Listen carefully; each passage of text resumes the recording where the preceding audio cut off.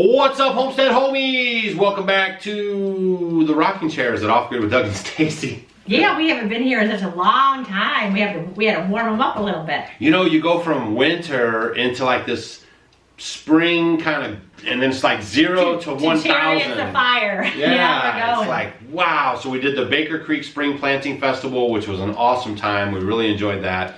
And then you guys have seen us busy in the garden. We've been very busy, like busy little beavers. There's so much going on, and we've been having some crazy weather, and the rains have made everything just pop up and go wild. Yeah, it does look really good. We're still struggling just a little bit with the Back to Eden garden, but the raised beds, they're the champs of the homestead. They produce a lot of food, and we're still hanging in there with the Back to Eden garden. And, you know, we're just going to keep doing it and see if we can't dial it in. So this is only our second year, remember that. And a lot of the folklore behind Back to Eden Garden is that it takes a couple of years to actually get it ready to go. So, but I planted some comfrey in there, and I'm going to be doing some comfrey tea and just kind of be putting it all over it to kind of charge it up. So hopefully that'll work. And some fish emulsions. And I mean, we're adding stuff to it. We added some manure and all that stuff. So we're kind of babying it along, and we think it's going to start popping. We're just being patient with it. Just like you guys, if you're trying things on your homestead, don't give up right away.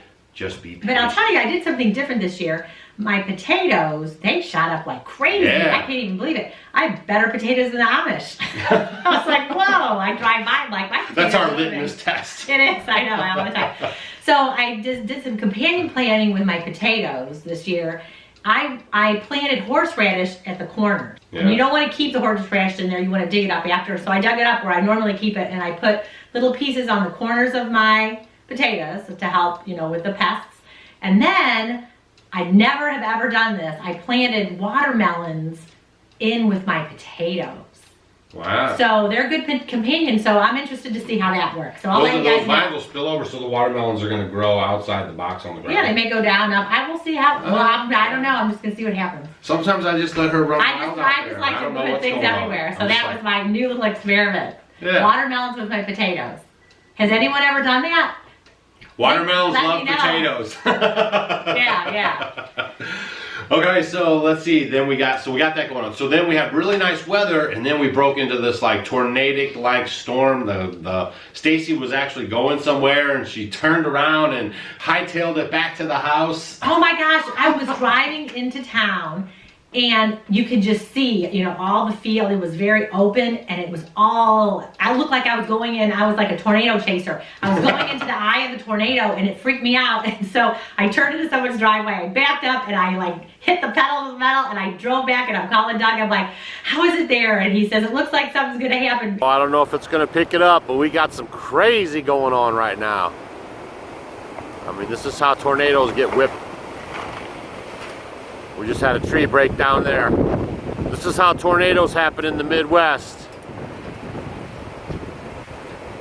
I'm just telling you right now. It's been beautiful. We've been working out in the garden, and we're about to put up a video about us in the garden today. It was sunny, and then all of a sudden it just turned like this. The wind is really blowing, as you can obviously see. You can hear the thunder. See how gray and foggy it looks over there?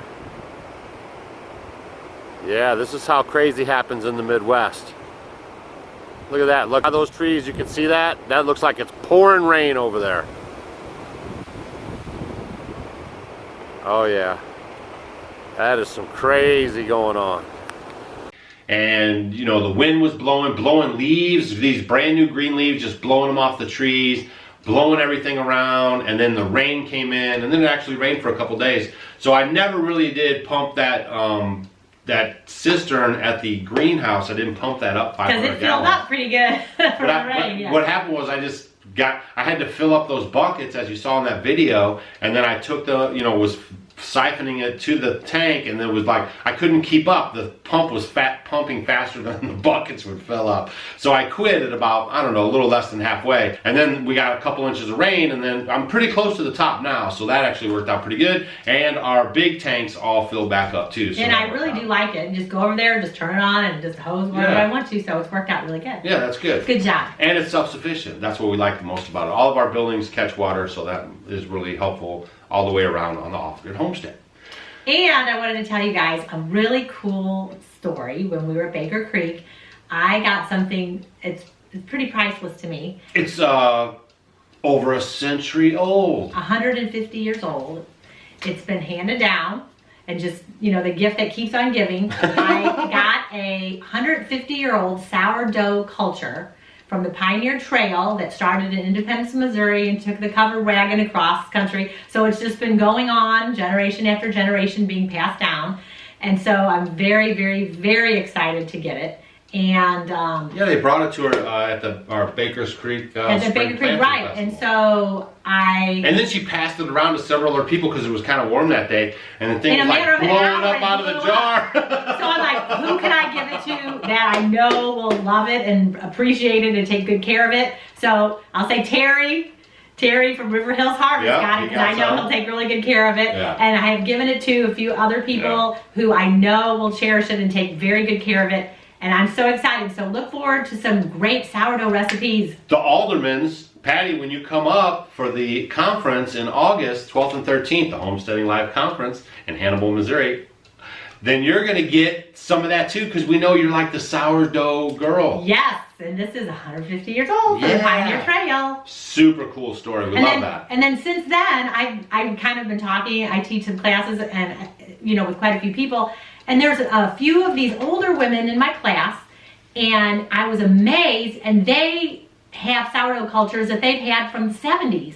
So I think it's Not as old as yours. Nope, not 150 years old.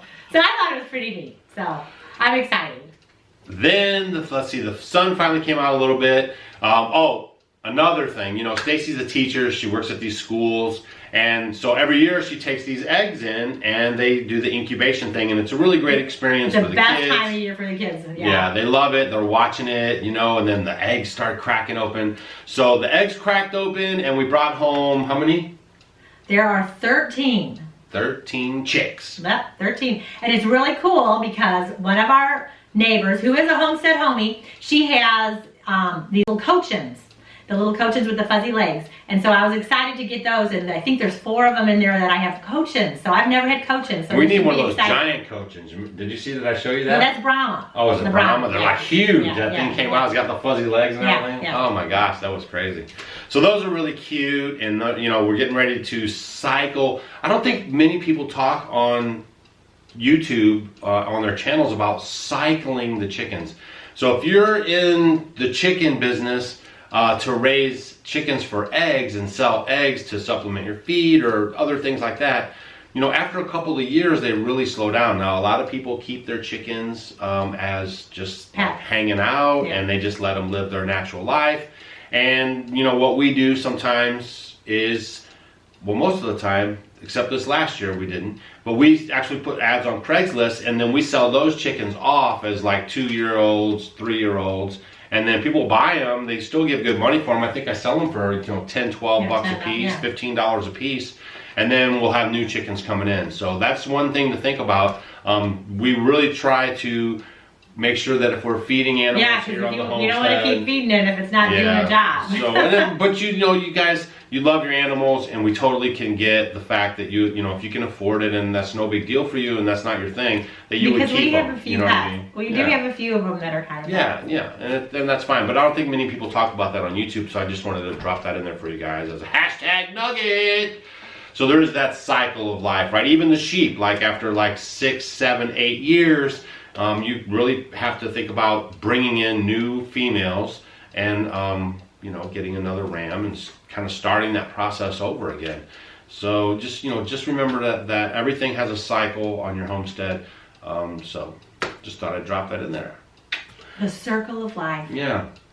So then what happened is now it got kind of warm out, and, you know, the sun's back out and everything. And we're in home sweating. No, it's not that bad. We're not sweating. But so I had to do some work on the cabin outside. What happens with these white oak logs, and any log cabin pretty much, is as time goes on, the log could develop these type of cracks in them. So what you have to do is get some caulking. We actually use something that's specially made just for logs. It's called Log Builder. It's the sealant made for log structures, and I got it in the brown color. And basically I want to fill those in, because if you don't fill these in, what happens is water is going to hit the side here and actually go inside the log, and then it'll start to rot your log out. So this is a little bit of maintenance that we're doing on the log cabin, first time in 7 years.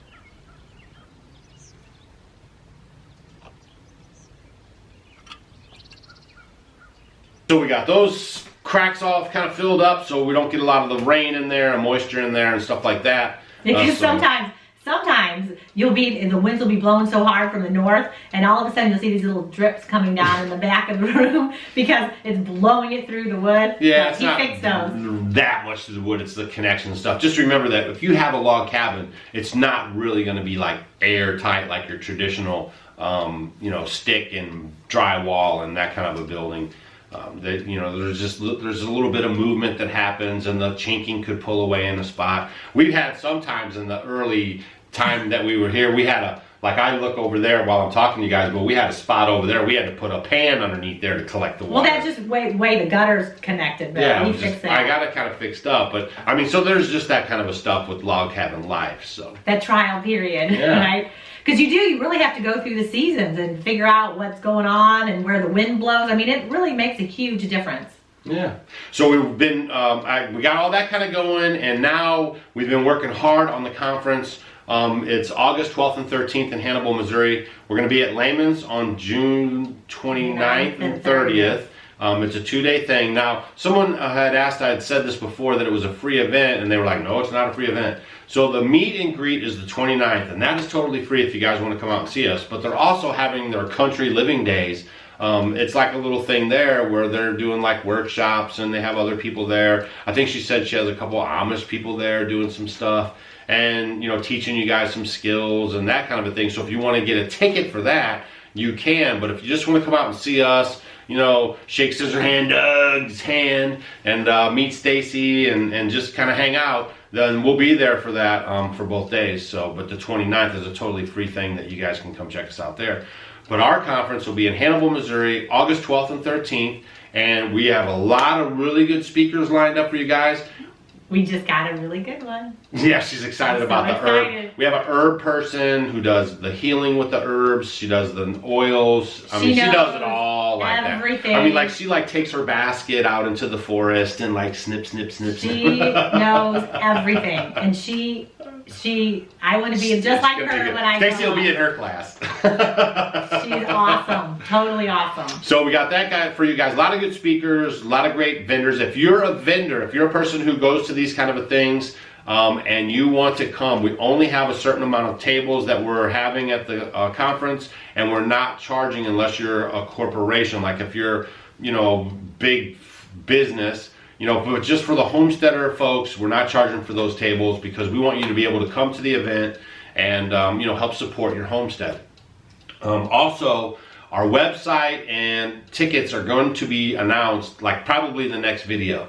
So stay tuned for that. It'll be up and running. If you guys think you're coming, we only have 700 seats each day for the conference. So that's 1,400 seats, 2 days, 700 apiece, and we're predicting that they go pretty fast. So you might want to start booking your hotel and then getting ready as soon as I release the website so you can get in there and get your ticket and secure your spot. And I know one of the things that people that like these conferences and stuff, there hasn't really been something like this in the Midwest, and we're hoping to grow community here. So some people can't really travel to Virginia or Santa Rosa or all these other places that we go to, and so we're just trying to make it a little more feasible or comfortable for you guys to make the journey. And of course, always, if you can, come out and see us at the other events. They're always a lot of fun, and every event is unique in its own way. That's true. That's what's so neat. You just get a little bit of flavor. It's like Baskin Robbins. Was it 52 Now flavors? she's talking ice cream. Oh, yes. Chocolate peanut butter, right? My kryptonite. Yeah, that is his kryptonite. All right, so that's it. Stories from the homestead. We just thought we'd catch you guys up on some things. We'll show you those chickens as they're growing. We got to clean out some coops too. She wants to rearrange a little bit of the coop. Plus, I'm going to show you guys one of the coolest perches for the chickens. I don't know, a lot of people really like it. So I'm going to show you guys how I put that together and give you an idea maybe about yours.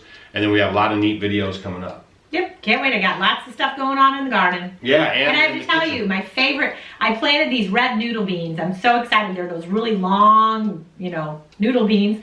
And they're coming up so cute, so I can't wait to see them too. So you get to get a first look at them pretty soon too. So don't forget to check us out. Facebook, Instagram, and Twitter. And we will see you guys on the next video. And as always, we appreciate your guys' time and watching our videos, leaving comments down below, coming to these events and seeing us. It really means a lot to us. We are very thankful for every single one of you. Yeah. Hey guys, thanks for watching our video. You might want to check out these videos.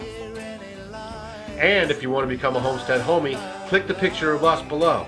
We will see you tomorrow.